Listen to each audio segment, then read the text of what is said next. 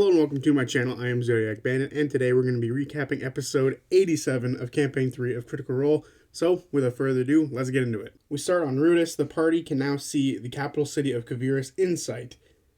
There's still some travel needing to be done, however. The travel roll is done by Marisha, and she rolls a d20 and gets a 6. The storm at this moment picks up again, and the city is now blocked out of the view of the party by the windstorms that kick up. Matt asks for a group stealth check as they are nearing the city. Ashton casts Pass Without a Trace. All roll decently, the lowest one being a 17. As they are walking, they feel the faintest rumble beneath them. They all suddenly freeze. They're all on soft ground, and the party see a rock a little bit off in the distance. Fern transforms into a dire wolf. It's like a wolf but dire. They choose to run for it, as hopefully it'll be safe there, much like graboids when, you're on a rock or something good and solid. They can't dig through it. They make it to the rock and look around, and they don't see or hear anything.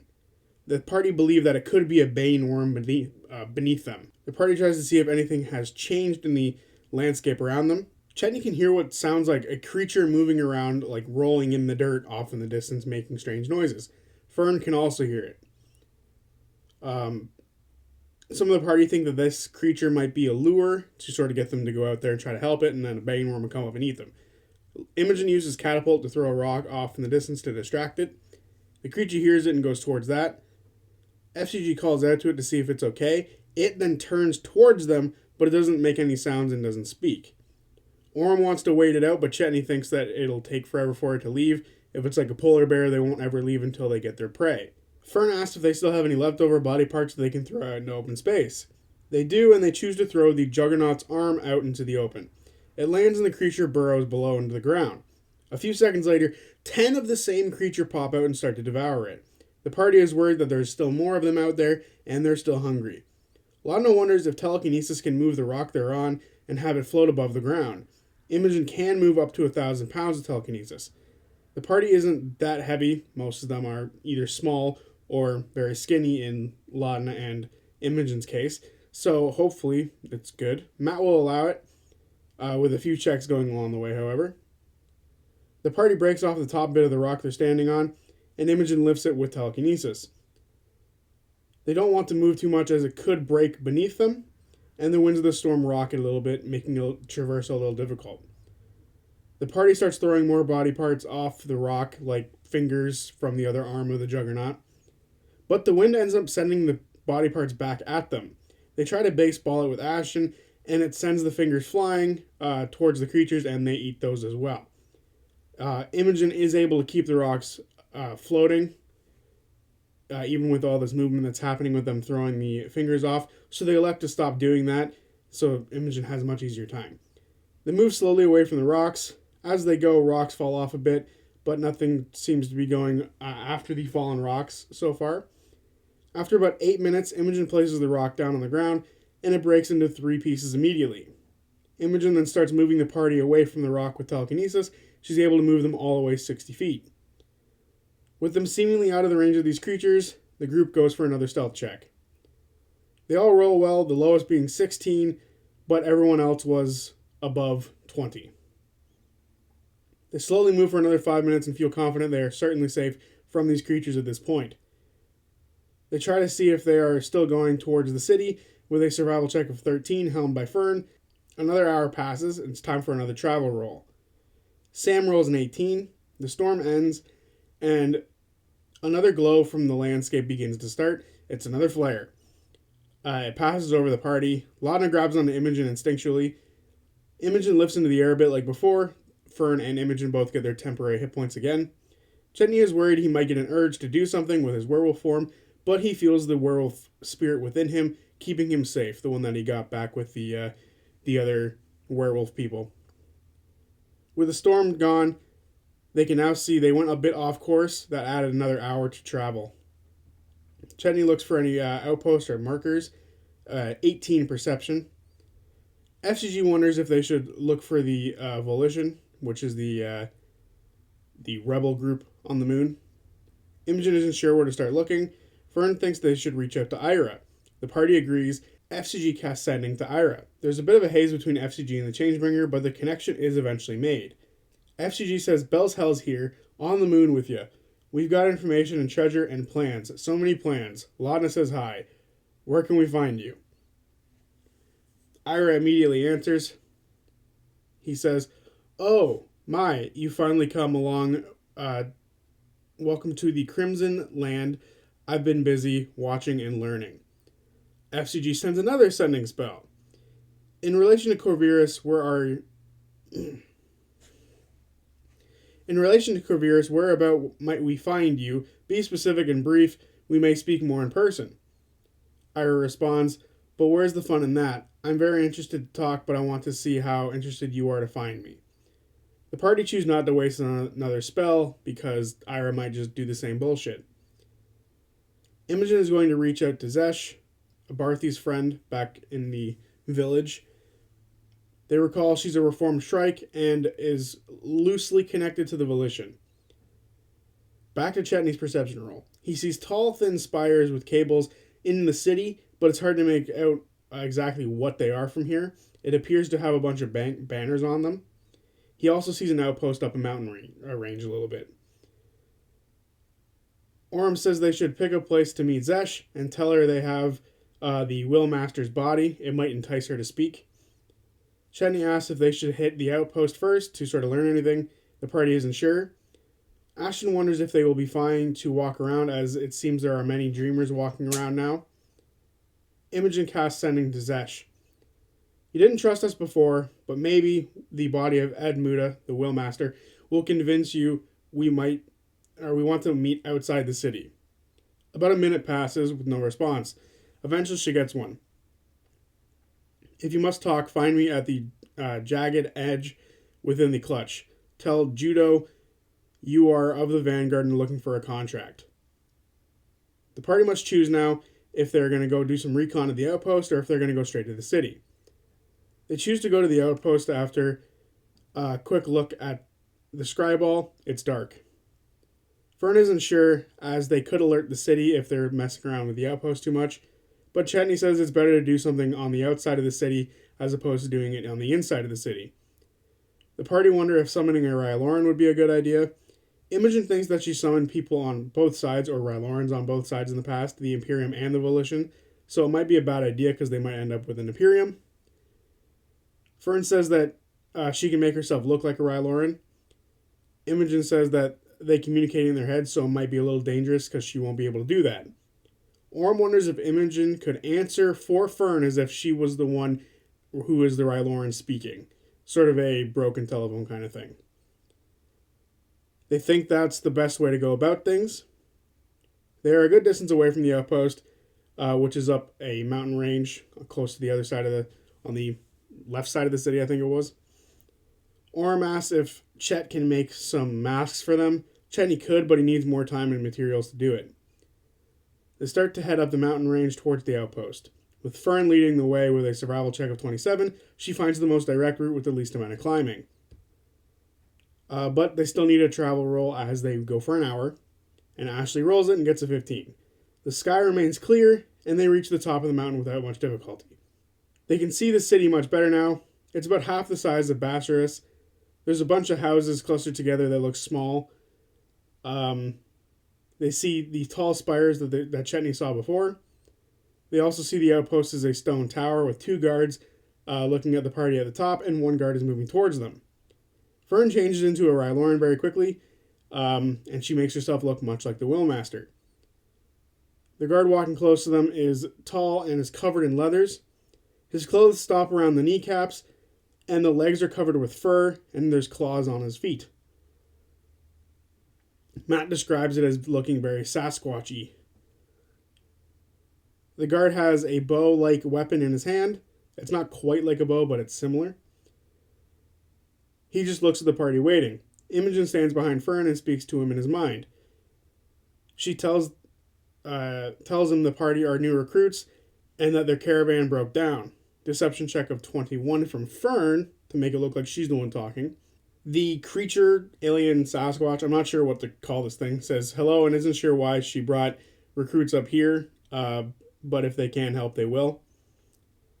Imogen says, as you were, and the creature, alien Sasquatch, begins to head back to the outpost. I'm just going to call it Sasquatch for now. The other two guards are wearing very similar clothing. One appears to be a Barmodo. They walk with the creature to the outpost. He tries to speak with Fern in her head, but she doesn't hear anything. Imogen asks what's wrong. Doesn't he recognize the Willmaster? He apologizes. He doesn't meet many Willmasters around here. They all step inside the outpost tower, and as they walk in, the lights seem to just turn on in here. He takes a seat and says he doesn't know what else they're going to need. Chetney says they just want water. Ashton and Laudna head up to the top of the tower. The party see the guys here aren't wearing Vanguard clothing. They're just wearing more military-esque attire. Orm says it's been a rough journey. How do they deal with the weathers here? He says they're just not soft. Chetney starts to complain about his back a little bit, and the creature looks to Fern as if he's talking to her in her head. Imogen listens in, and he asks if she's really sure that they're worth having around. Imogen says these dreamers don't know what they're in for, and Fern then sits off to the side so the guy stops talking to her. The Sasquatch leaves and goes back outside. Chetney looks around for weapons. He sees no weapons in the area, and this room seems to be more of an entryway than anything else. FCG begins to ritually cast a telepathic bond, which he learned he can now ritual cast, which is something I didn't even think about this entire campaign, why he hasn't been doing. The party only have 4 hours left on their mind shield, which starts to worry the party a little bit. At this point, we see what Laudna and Ashton are doing. Laudna, on the way upstairs, turns Pate invisible. They reach the middle floor and they see 3 Rylorans. They turn and they welcome Ashton and Laudna. She says, "Good to be here." They keep moving past the 3 Rylorans and they just look back towards each other silently. These Rylorans are creepy, man, talking in their head all the time. Outside, Chetney follows the Sasquatch. He lies to him and says that if he doesn't told the name of the outpost they're currently in, he isn't going to be allowed to join the Vanguard or whatever other group they're a part of. The Sasquatch tells him that it's called Terran A. Imogen looks out and sees him looking out with a spyglass, the little Sasquatch guy. Back up with Ashton and Laudna. They make it to the top, and the 2 who were up there already were waiting for them. One is a Bermudo, and the other one is a female figure with tusks, with also furry legs, just like the other guy. But they are holding an Exandrian gun. Both wearing similar clothing to the Sasquatch down below. The Bermudo asks why they're here. Ashton just says they've never been to the moon before, and it's a lot to look at. At this point, Laudna sends Pate to look around and investigate the area. The Bermudo asks what it's like on Exandria.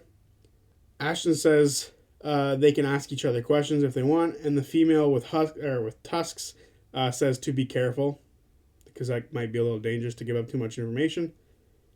The Bermudo asks simply, what does a strawberry taste like? Ashton says it's like a sponge of sugar.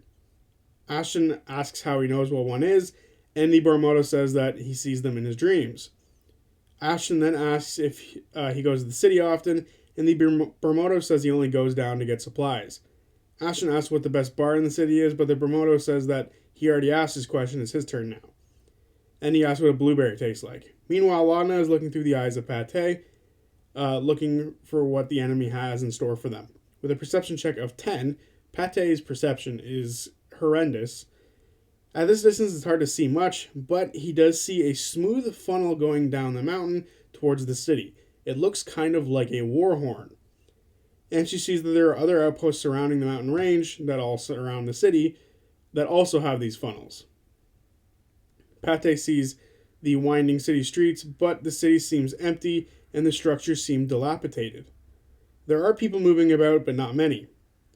She then sends him to look for any entrances underground, or to the underground. Back with Ashton, he simply says that the blueberries are sweet, and then he asks what a good place to get a drink is. The Bermudo says the Spurky Dip, it's on this side of the clutch, meaning this side of the city, nearest to that outpost.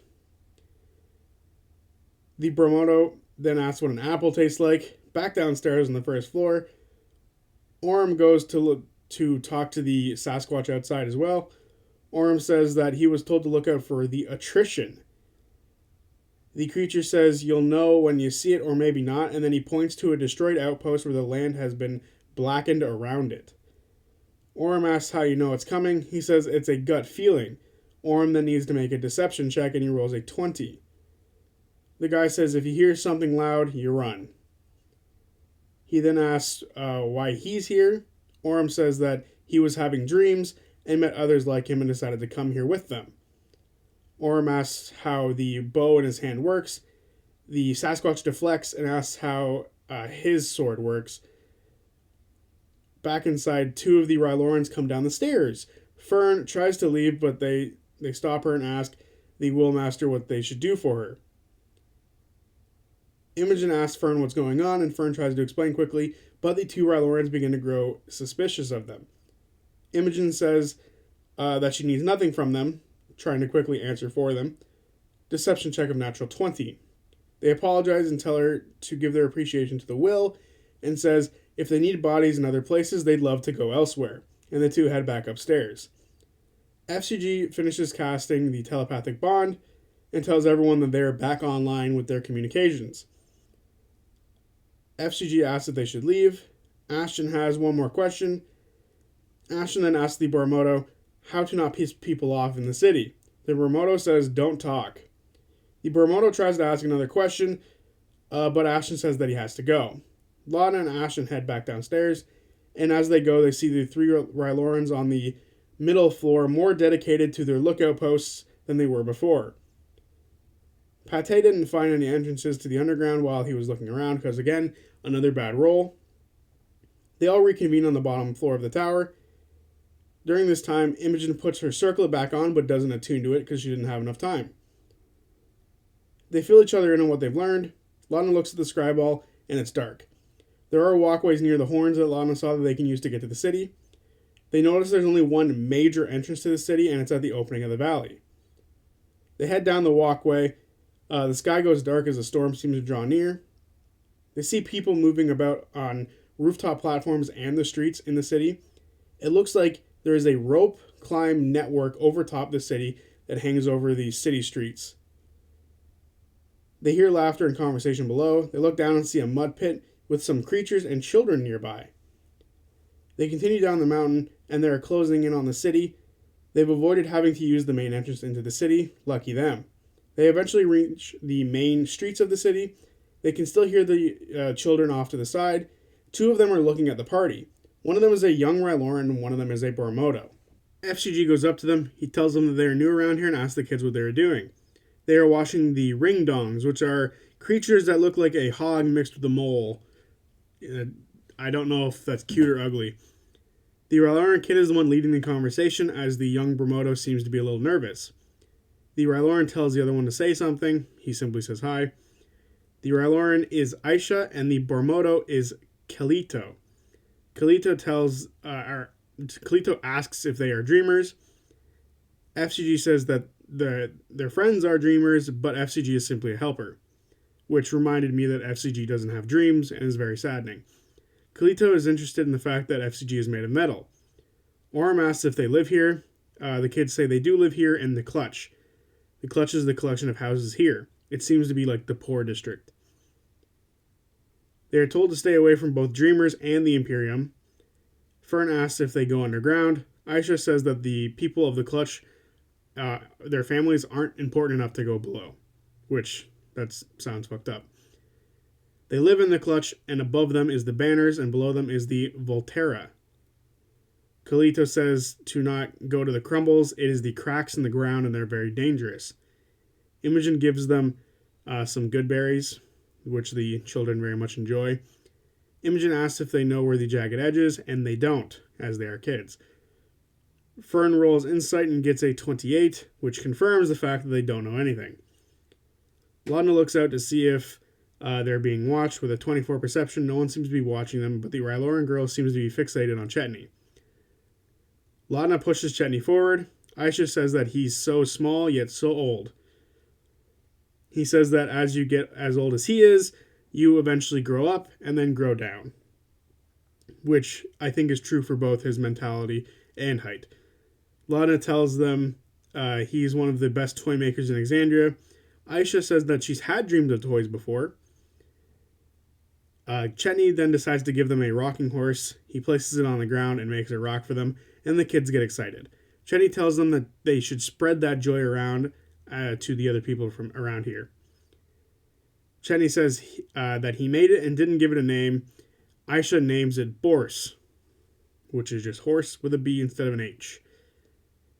The party asks for a main way to the town that adults would go to.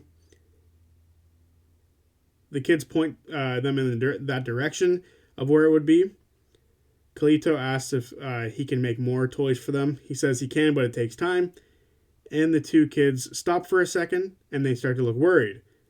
An older Ryloran comes around the corner and waves the kids over. The kids run off, and the Ryloran asks the party what they need, and they don't want any trouble. Chetney says he was just giving them a piece of Exandria, and the Ryloran seems worried still. The Ryloran says everything is tense around here with the upcoming move. Ashton asks for where the jagged edge is, and it's on the far end of the Valdish skull. The Ryloran then leaves. Ashton doesn't think the gift will survive very long, as it might be dangerous for them to have. Imogen asks if they are going to use their real names here. They choose they're going to go by the Bourse naming route and replace their first letters of their names with a B. They start heading towards the Valdish skull and see a mixture of Rylorans and Bormodo. They all seem to be civilians. Doesn't seem to be very much like military in here. 3 minutes of walking, and eventually everyone in the streets begin to scatter. The party take a second, but they do the same. Stealth checks. Chetney with a 19, Laudna with a 16, FCG with a 6, Fern with a 1, Laudna with a 9, Orm with a 14, and Ashton with a 13. Really, really bad for this group. Like, that is horrible for this group. The party hear the sound of scratching claws on the ground as two Avedons with Rylorans on their back are walking through town. Another figure is following them. It is a Juggernaut pulling a cart behind them with a box inside the cart. One of the Avedons seems to sniff out Fern. She tried to walk inside a building, but the door was locked. She hears the Avedon behind her. She turns, and it's right in front of her. She can feel the hot breath on her neck when she was facing the other way. The Ryloran is looking down at her, and it asks that what her business is here, because it's odd for a Vanguard to be here. Fern says that that's none of their business. The Ryloran says that there's been a lot of attacks in the city recently, and thinks it very much is their business. Fern asks where the attacks have been. The Ryloran tells her to answer the question. Fern says that she came here as a Ruidus born and was called here. She's not sure what she's supposed to be doing here yet, but she's supposed to be here for the beating heart. Persuasion check of 16. The Ryloran asks who her commanding officer is and how long she's been here. Fern says she's not sure how long she's been here. Imogen looks for a loose bit of the building overhead, just to see if something can be ripped off and fall down on top of the Ryloran. The Ryloran says Fern needs to go with them. Fern agrees, and they are about to start walking away. Imogen sees a bit that looks good and breakable and tries to use telekinesis to break it off. Fern, however, has a different plan. She transforms into a fly and tries to flee. The Avedon snaps at her instantly, dealing 12 damage to the fly form, which has 1 hit point. Fern returns to her normal form, mostly inside the mouth of the Avedon. Matt pulls out a cool map. I'll always be envious of the maps, and it's time to roll initiative. Orm and Laudna roll a 22, FCG a 17, Imogen a 15, Fern a 14, Chetney a 7, and Ashton a 4. That might be Ashton's worst initiative in the entire campaign. Laudna is first as she won the rollies. She quicken spells and casts Bane at 3rd level, hitting all of the enemies. The Juggernaut fails, one of the Rylorans fail, the other one succeeds, and both Avedons fail. She Eldritch Blasts one of the Avedons holding Fern. She hits all 3, dealing 30 damage to the Avedon. Fern is still inside, however, didn't lose grip on her. Laudna then backs up a bit. Orm is up. He runs and jumps toward the Juggernaut and hexes it, giving it disadvantage on strength checks, and then slashes at it. He hits with a goading attack. The Juggernaut fails the goad and takes 22 damage. Orm swings again, hitting again for 13 more damage, and the last swing does the same, 13 more damage. It's now the Juggernaut's turn, and it crits on Orm. It then hits with a second attack and then crits again, dealing a total of 68 motherfucking damage to poor Orym. Dear God. Orym needs to make a strength save for some sort of telekinesis-based ability. He spends his superiority die and rolls a 20 to make the save. FCG is up. They move up and cast Banishment on the Juggernaut to attempt to save Orym. The Juggernaut fails and it vanishes. Imogen is up. She tries to break the building again. She rolls another charisma check and gets a 14, which fails. This piece of building is firmly affixed. She then quicken spells and twin spells using Catapult, I assume. She didn't mention what the spell was. It might even be telekinesis. Throwing 2 stones at the Rylorans. They both fail and take 14 damage. She then backs up with Laudna. Fern is up. Fern takes 22 damage at the start of her turn for being in the mouth of the Abaddon. These Abaddon, by the way, when Matt was describing them, I thought of like Wildmutt from Ben 10, but black. That's just the image I have in my head. I don't know why. If you don't know what I'm talking about, look up Wildmutt. Ben 10, really cool. Fern is also restrained. She casts Scorching Ray, missing the first 2, critting the last 2. She deals 22 damage to the Abaddon on the inside, killing it from the inside, which is nasty. However, Matt made a mistake with its hit points, so he will balance it out elsewhere, because it's not supposed to be dead, but he's going to give Fern the kill anyway, and just balance something else out. Fern stands up and bonus action disengages and moves away from the other Ryloran, only moving 15 feet, because she had to stand up. The remaining Abaddon is up, and it jumps to FCG. It hits FCG with a bite, and then crits on one of the 2 bite attacks, and then hits again with a claw, dealing 46 damage total to FCG. They are restrained as well. FCG loses concentration on banishment, and the Juggernaut returns. The Rylorans are up, and they both try to attack Fern, but she shields, protecting herself from the first hit. But she is then hit with the second one for 4 damage. The other Ryloran, that Ryloran then uses telekinetic shove on her, which she fails, and she is shoved up against the wall. The other Ryloran is now up. They try to spear Fern as well, missing with the first hit, hitting the second one for 7 damage.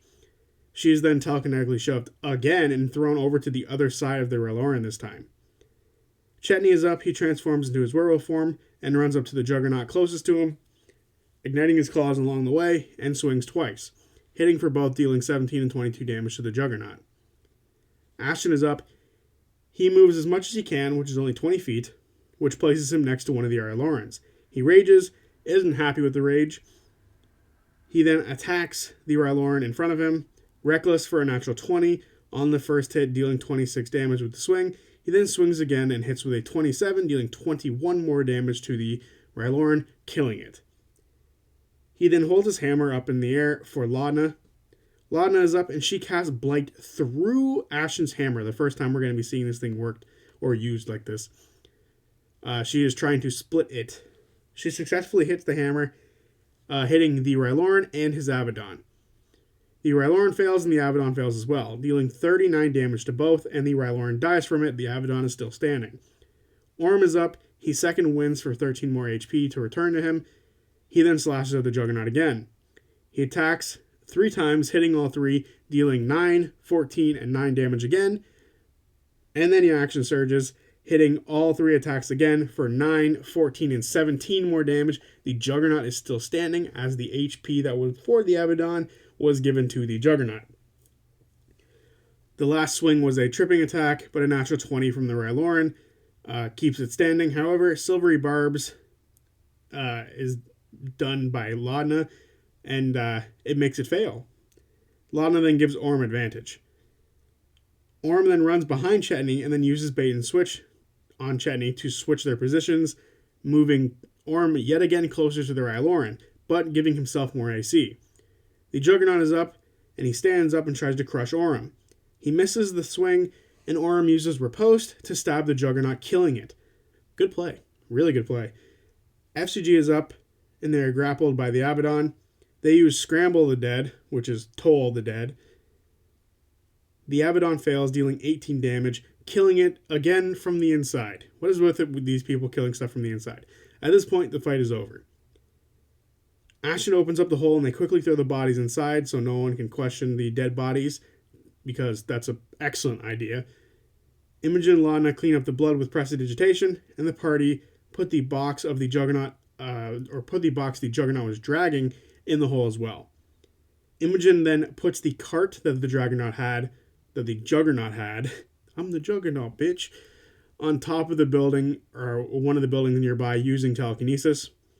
Orm sees someone overhead in the banners watching the party. They eventually sneak out of view. Lana sends Pate up to scare them into keeping quiet, which works successfully. This Ryloran is grayer and, seems a little older than most, so Pate is very easily capable of making it stay quiet. The party start heading towards the Jagged Edge. As they go, they try to pass themselves off as Vanguard members yet again. Group deception check. 3 from Ashton, 24 from Imogen, 10 from Fern, 18 from Laudna, 9 from Chet, 9 from FCG, and 17 from Orm. Laudna looks at the scryball, and it is lightly lit, meaning dim. Meaning that Odahan is coming, and she seems to be coming from the alleyway, where they were before, near the front entrance. They're heading in the opposite direction, however, so they seem fairly comfortable for now. FCG casts Locate Creature and is looking for Judo. They get a ping and head in the direction, pushing through the city. It seems very much like Bastarus, being held together by, very little. Nothing seems to be firmly grounded. Nothing seems to be strong or cemented into the ground. Everything just seems like, kind of weak structures. As they get closer to the ping, the houses go from tents and stonework to more gray to more colorful homes, and there seem to be clothing stores and other types of shop all around. Seems like a much better off area than they were before in the clutch. They eventually come to the outside of a kiln that has a donut-shaped building around it with a sign that says the Jagged Edge in various languages. It seems hard to tell at first that that's what it says, but eventually they make it out that it is, in fact, the Jagged Edge. The party head inside, and it's a workshop. There's rusted chains along the ceiling that hold partially finished projects of all manner of sorts. There are also weapons made of glass. There is knickknacks as well all over the place that seem to be made of the same glass, one of a small Wukor and one that is a dancing Ryloran. At the back is a tall, rotund, furry creature like before, like the ones in the outpost. So another Sasquatch-like. He has goggles on. As they enter, he tells them that he will be a moment, and he asks them to be quiet because he hates loud noises. He then breaks the thing he's working on a little bit and then throws it against the wall, smashing it into pieces. He then turns to them and asks what they need. Imogen says that they're with the Vanguard and they are looking for a contract. Judo says all right. Insight check from FCG and Laudna. FCG gets a 20 and Laudna gets a 17. FCG quickly tells everybody that it's okay, and then Judo walks through a curtain that's in the back. The party waits for about 5 minutes. Eventually, a Ryloran Shrike comes through the curtain. She has green eyes with a C carved around one of her eyes. She has a natural hunch to her, and she's super tall, taller than anyone in the party.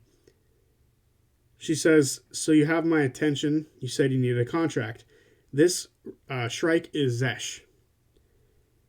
She says they wear deceptive clothing. They have a little bit of promise to them.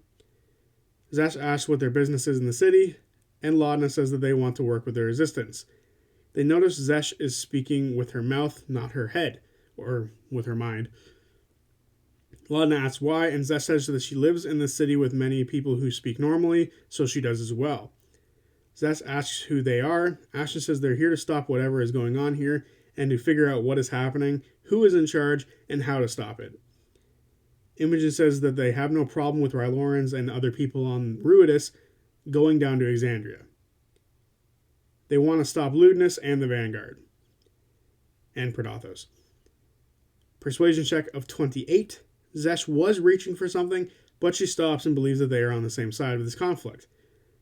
Zesh says that this place isn't a safe place to talk.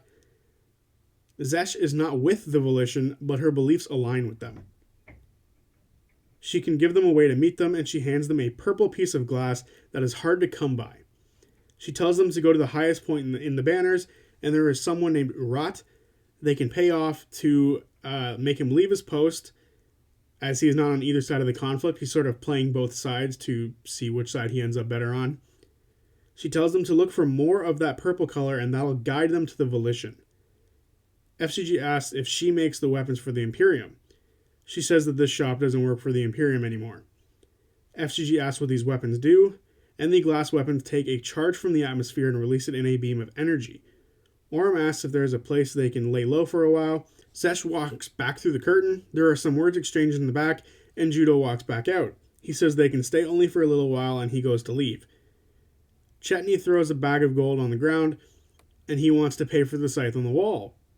Judo accepts and places the gold next to a furnace because he's going to smelt it later.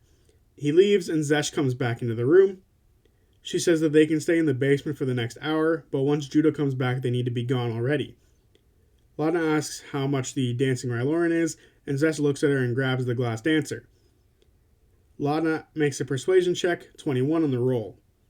Zesh says that it's not for sale, but she can have it, but Zesh says it can't end up in the hands of the Imperium, or she'll rat them out, as it might connect her to the Volition. The party head down to the basement, and they get a short rest. Imogen attunes to her circlet, and the party look over the box that they took from the fight. It looks like the boxes they saw in the Vanguard's fort ages ago in Bassaris. There is a magical lock to it, and it's likely very dangerous, and they choose to put it away for now. Laudna is looking over the dancer, and asks if FCG can look it over. FCG can't today, but they can tomorrow. Chetney uses the monocle to detect magic on anything that they looked at. The Ryloran armor isn't magical, but the box definitely has a magical aura around it. Imogen says that this has been all very strange and stressful so far. Orm says that they've been pulling it off so far. FCG says that they've been thinking about Frida. Maybe they can send a message to them, but it won't work from Ruidus to Exandria. They've already tested that theory. Imogen questions why sending was working again on Exandria. Laudna pulls out the Scribble, and Odahan is now in the center of the city. Orm wonders if they can banish the witches to another plane and then open the box there to be a bit safer. But they're going to wait for the next day because FCG can just get Dispel Magic and get rid of any enchantment that's on the lock. FCG asks what the coming move is, and Orm believes that it's them, the Imperium, just straight up moving to Exandria. FCG then ritually casts Telepathic Bond again because their time is up with it. They need something worthwhile to get the guard to leave his post, and Chetney says that he has a new toy but doesn't want to tell the others what it is, and he doesn't want them to show it, but thinks that it'll be enough to convince the guard to leave. Fern asks why he doesn't want to show them it. He says that if you look at it, you die. Fern and FCG don't seem to trust it, but Imogen is on board and so is Laudna. The party think that what Chet did for the kids was very nice, and he seems to have fatherly instincts about him. Laudna isn't happy about how some people are treated here.